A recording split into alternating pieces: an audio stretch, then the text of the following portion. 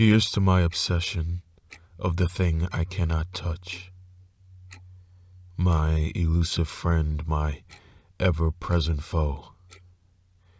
The one that marked my birth and will take my life. A limitless lender to all things limited. A relentless, consistent, overbearing being, rightfully nicknamed Father. The greatest marvel to ever exist. It fascinates me. A formless, perpetual beast, simplified to 12 figures and 3 hands, imperishably ordained to circle one another, to interpret that which will continue on long after its hands ticked its final interval. And none akin to it shall ever live, to gauge how far its measure endures. How fascinating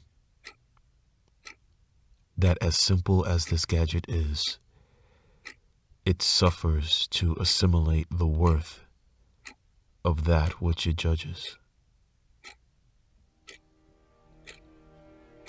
The ultimate measurer, the divider of eternity, the wielder of duration, the concealer of certainty, the bearer of inevitability, the intangible force that governs all things, a stream of constancy that humbly allows for us to exist in a minuscule section of its life.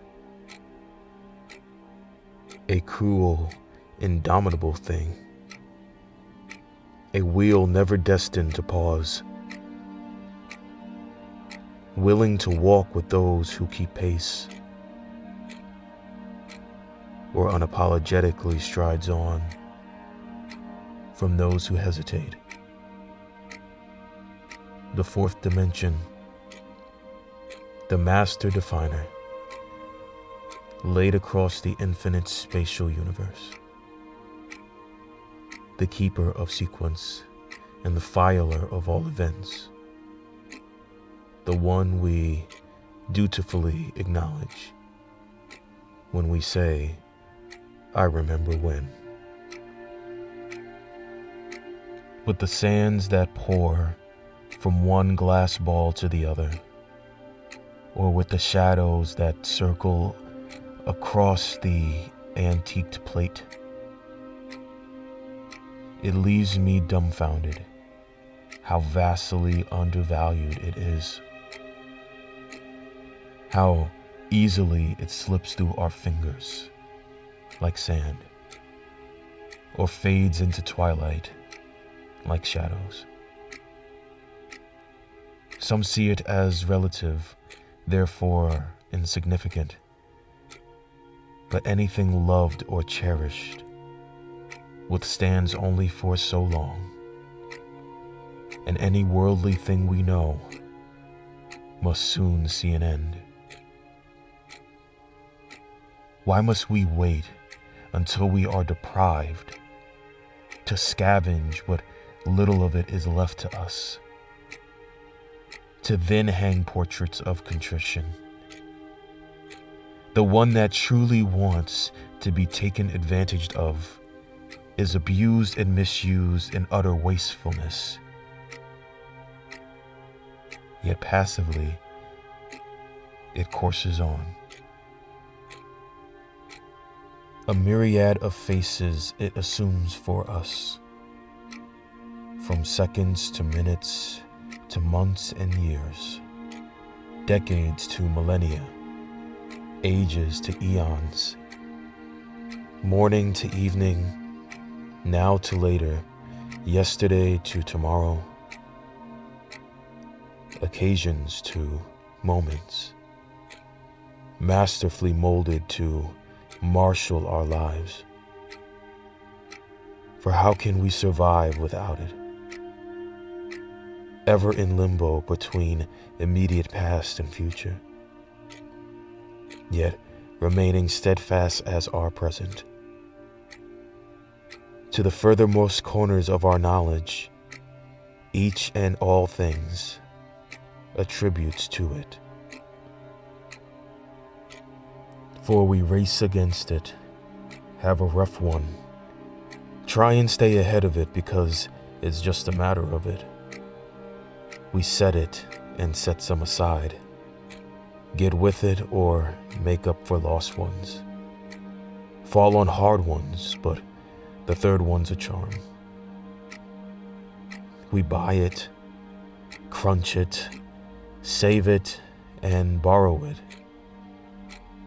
Pass it, bide it, find it and kill it.